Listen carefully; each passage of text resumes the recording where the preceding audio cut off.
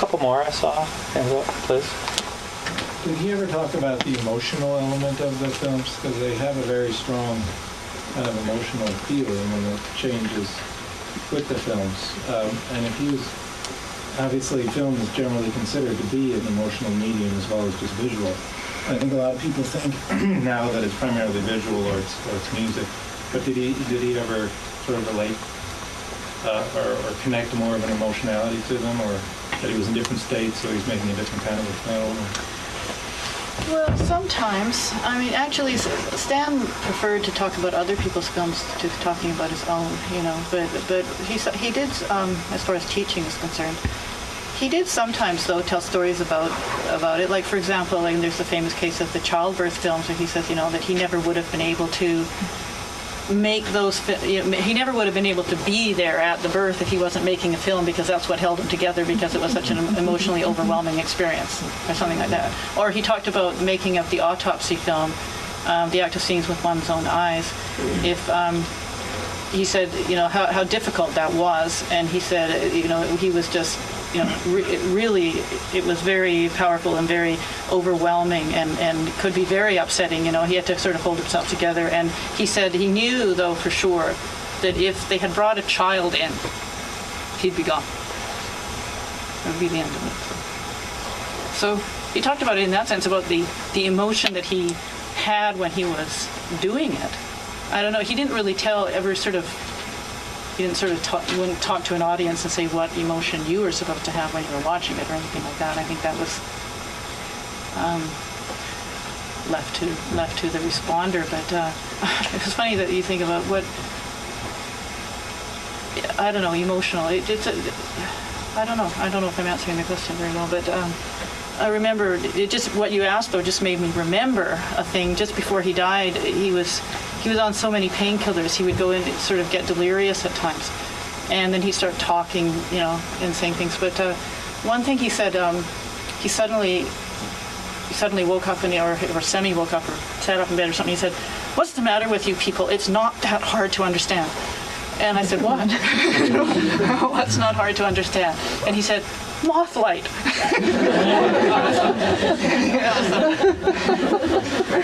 So he was still worried about it.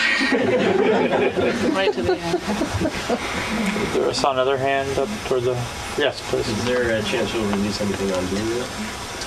It's possible. I mean, you know, all of the transfers are being done in high definition and could be re-released in Blu-ray later if Criterion decides to do that. And I think that's just an option that's left open, possibly, for the future. But not right now.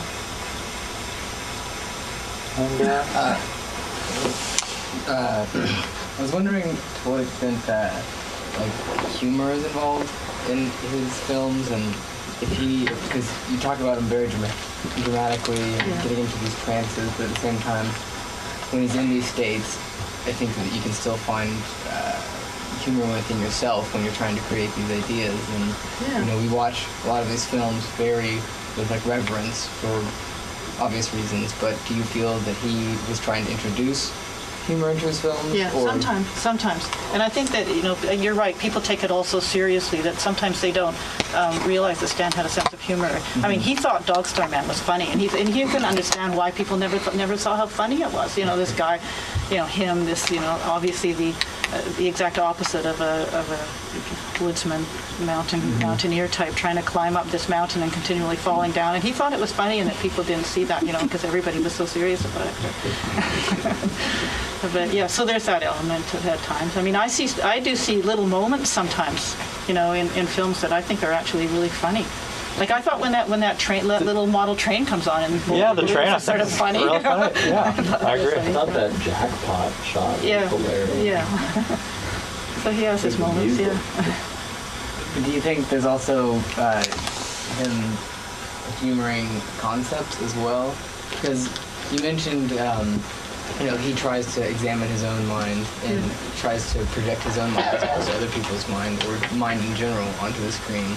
But then he has series like Persian series. Mm-hmm. You were talking about how he was trying to get into what it would be like to be how a Persian's mind works, or you know, how the Chinese psyche works. Yeah, it's I think those were reflections drawn on his studies of the art of those cultures. Yeah, You know, yeah. so he could see that. Well, the art, it looks a certain way. It's coming from their thought process, which must be therefore in some way different. You know, have some variant from our thought process because it evolves into a different art form. And sorry, what was your question exactly? I don't know. I know, sorry, going off on a One of tangent. the questions down the, I don't know. I was more just trying to flesh it out. Is there? I find it humorous that the idea of like a man projecting his psyche onto what other cultural psyches are. Oh, that. Oh, I don't think he thought that was humorous, and Yeah. I think he took that seriously. But I think that he thought that the deeper you get into your own individual mind, the more universal it would become in some sense. That you would get to a level of your mind where you were like everyone was, you know.